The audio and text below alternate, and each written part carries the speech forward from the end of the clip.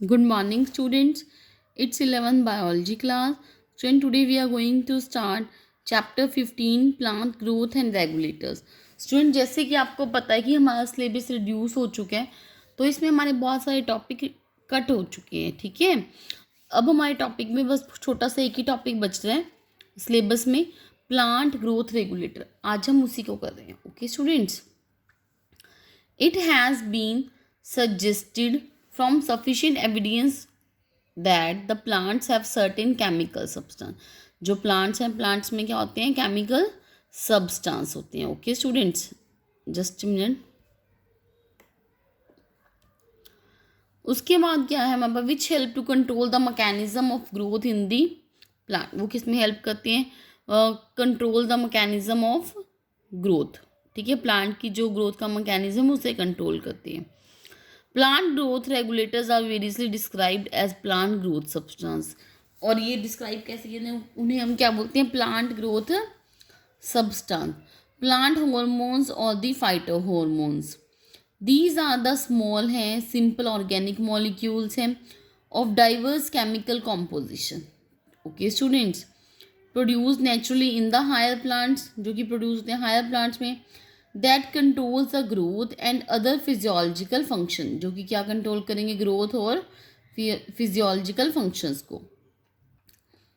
These are required in a very small amount by the plant. Okay. Classification.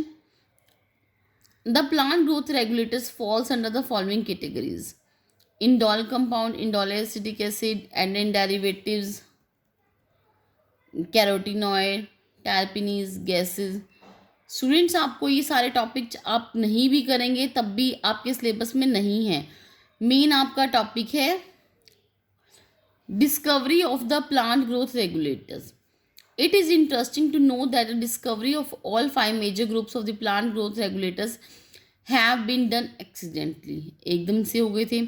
All this help in understanding the phenomenon of development and the abnormal behavior in the plants. Okay student, ये किस में help करते हैं? क्या understand करने में? Development और abnormal behaviour check करने में. मेन टॉपिक जो हमारे सिलेबस में है ऑक्सिन. ऑक्सिन के बारे में आपको आएगा एग्जाम में. This was the first growth hormone to be discovered. It come into existence through the observation of Charles Darwin and his son Francis Darwin. Okay, ये क्या है? This was the first growth hormone. ये first growth hormone है जो discover हुआ. ये existence में कैसे आया? ऑब्जर्वेशन किसने करी थी? चार्ल्स डार्विन ने. और उसके सन कौन सा था? फ्रांसिस डार्विन ने.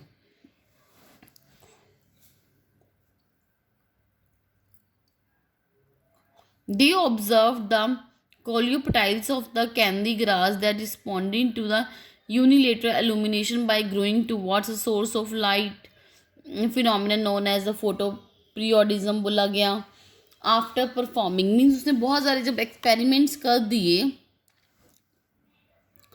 they came to the conclusion that the coleoptile tip was the site that has the property of the transmittable influence, due to which bending of complete coleoptile was caused. Okay, the first PGR that auxin isolate कैसे हुआ था? by FW 1928 from the coleoptile tip of the oat seedling. आगे गिब्रेलिन्स की discovery कैसे हुई थी? In early part of 20th century the bakanae was reported to be caused by fungal pathogen. एक fungal pathogen Gibberella fujikuroi. Symptom shown by the plant were elongated stem थे. Little और no production of the grains. Production की grains की कोई production नहीं थी. And plant became weak. Thus it was later identified that the active substance was the gibberellic acid. Okay students, आपको clear हो गया? The Japanese plant pathologist E Kurosawa reported the appearance of symptoms of the disease in the uninfected rice seedling when they were treated with sterile filtrate of fungus. Discovery cytokinins की. F. Skoog and the co-workers, while studying the nutritional requirement of tissue culture, derived from the internodal segments of the tobacco stems observed there. उन्हें क्या observe किया, जो internodal segments हैं a callus proliferated only when the nutrient medium containing क्या करते हैं auxin was supplemented with extract of vascular tissue. Okay students आपको जो भी डिस्कवरी है, डिस्कवरी पे कोई क्वेश्चन बेस्ड नहीं आएगा, जस्ट फॉर द नॉलेज है. हमें क्या करना है, इनके आगे सब टाइप्स के बारे में पढ़ेंगे, वो हम अच्छे डिटेल में करेंगे. Okay,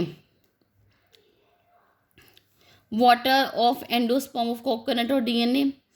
it was later found that the active substance were a modified form है of adenine which was crystallized and identified as kinetin.